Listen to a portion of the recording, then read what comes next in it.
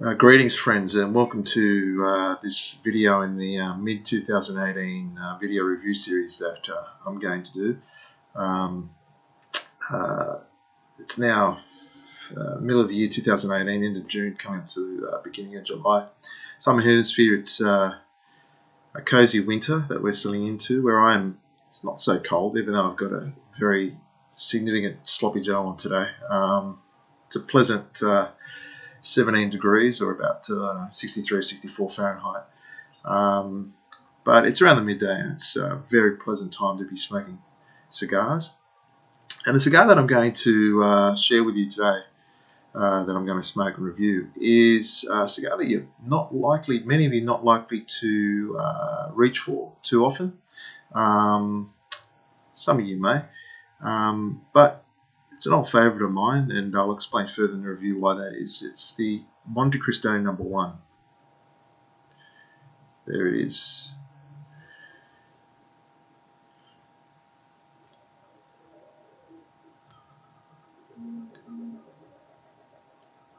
I went ahead and lit it a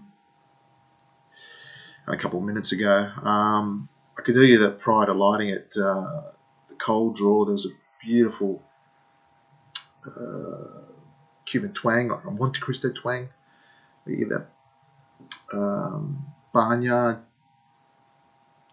that you get out of Montecristo that's slightly cocoa flavored.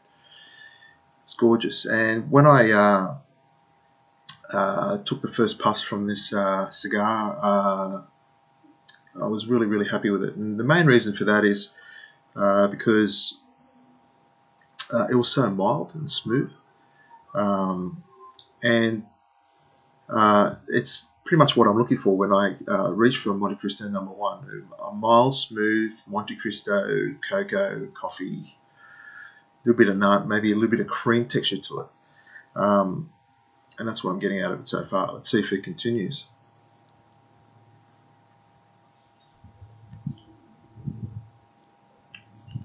Yeah, certainly has that Montecristo twang to it at its core, that if you love Montecristo, that's what you're looking for.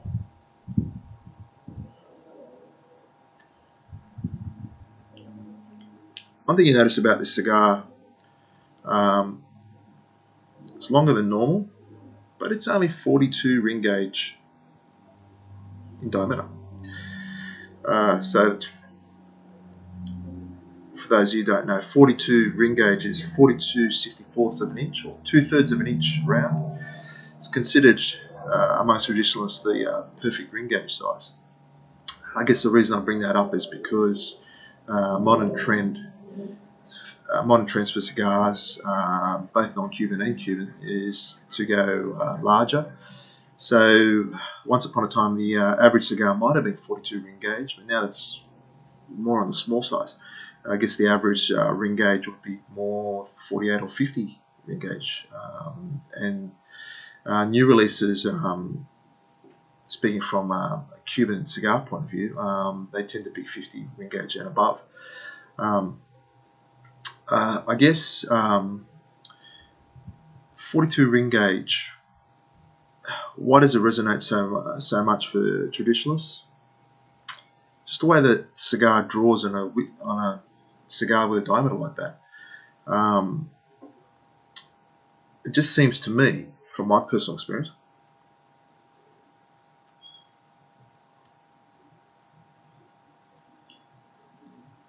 I seem to get the amount of draw, the amount of smoke I get off the draw is what I consider just perfect, and what I favour. In relation to this Montecristo No. 1, even though it's 42 ring gauge, as I was saying before, it's longer than your standard Montecristo No. 4, which is 129 millimeters in length. And I think I'd have to work that out in inches. That would be around 129 millimeters in length, would be around a bit over 5 inches, I think. And this Montecristo No. 1 is 165 millimeters in length, which is 3.6 centimeters. 1.5 inches longer. But it makes a world of difference. And the more I smoke through this, I'll explain why.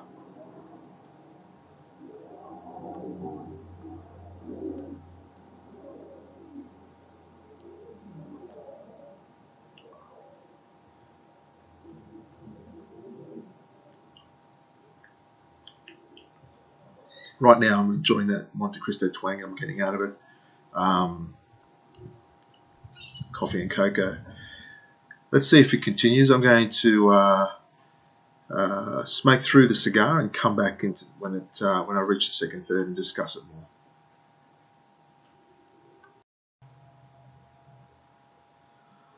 I'm into the second third now, and I can tell you up until this point, I'm getting some beautiful mild flavours out of this, which I'm really, really happy about. The cigar's an ESL June 17, Montecristo number 1, so it's only 12 months old. One of the things that I appreciate about it is the wrapper shade. Very distinctive Colorado Claro. It's way on the lighter side, and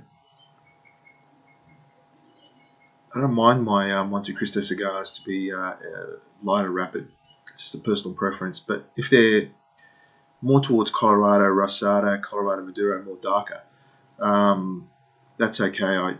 Me personally, I just leave them a little bit more longer to rest to make sure they're a bit more milder, because I find that more of the cocoa comes out, that tobacco and cocoa comes out, stronger coffee flavours.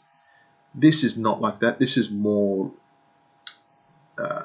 like old leather.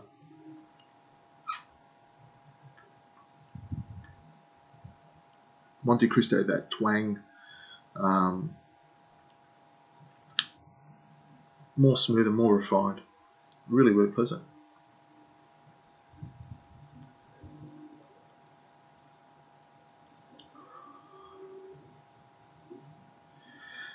Now, we were discussing previously in the review that the cigar is 165 millimeters long, 42 ring gauge.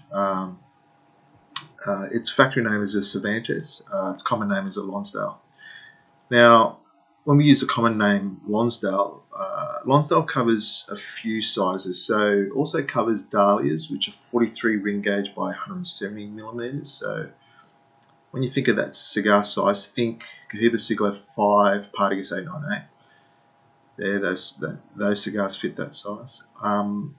Or Cazadores, which I think is 43 ring gauge by 162.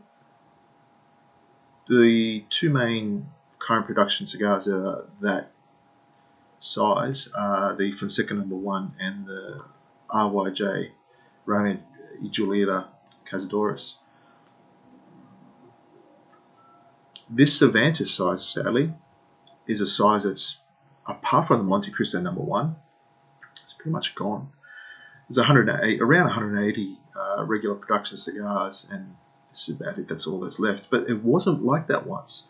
If we go back a bit less than 20 years ago, all the major brands, even the minor brands, had Lonsdale. So, for example, Paul Oranga had a Lonsdale. That was deleted 2001. 2002, Bolivar Lonsdale. El Rey del Mundo Lonsdale. H. Upmann Lonsdale and the H. Upmann number 1 that year, gone. 2003, Partagas Lonsdale, gone. A few years later, Diplomatico number 1, which was this size, Rafael Gonzalez Lonsdale, and St. Louis Ray Lonsdale, deleted. So there's only about 4 or 5 regular production Lonsdales left. 4 I think. And then in 2012, Sancho Panza Molinos and a Vegas Rabena Clasicos, I hope that's how you say it, that were deleted. And just this last 12 months, the Romeo y Julieta Cedros Deluxe number 1 was also deleted. leaving us only with this Montecristo number 1. Now, this Montecristo number 1 goes back to 1935 when the brand was first founded.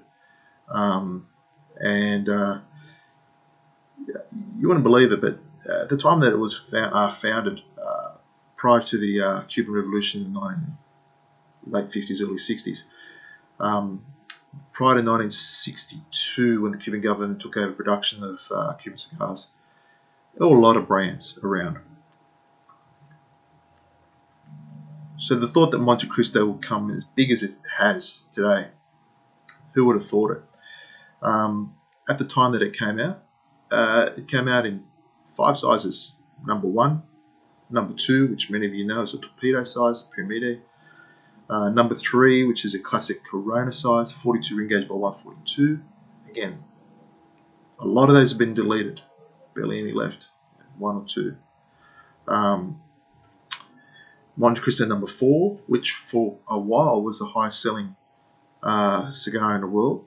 Apparently, recently the Partiga Series D number 4 has overtaken it. There's no figures on that, but that's what's understood or widely said. It's taken for a fact that the Partiga Series D number 4 is the number 1 selling cigar in the world at the moment.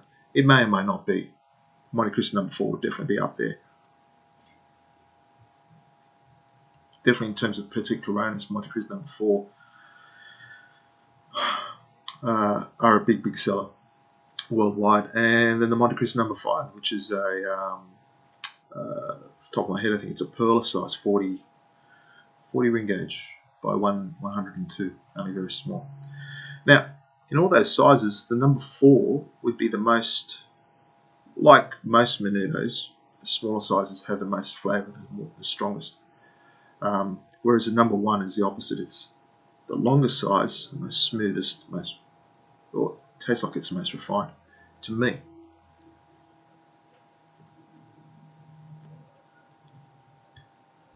Why it's special to me, I guess, is because when I was first getting into Cuban cigars, my brother-in-law picked up a box of Montecristo number 1s from overseas, duty free, and he really didn't know what he was getting.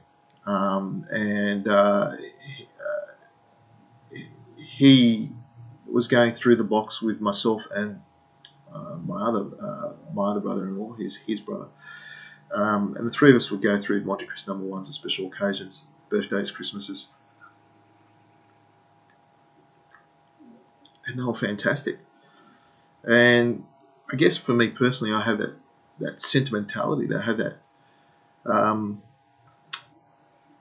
that love of that time when I first was getting into Cuban cigars, of what this cigar reminded me of. And every time I pick one up, I remember that time and I get back to it.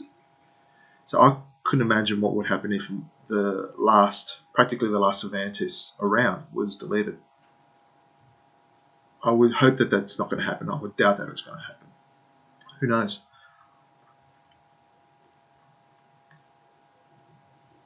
Habano saying it's mainly kept the 7 global brands intact, but yeah, every now and then they do delete even from the global brands.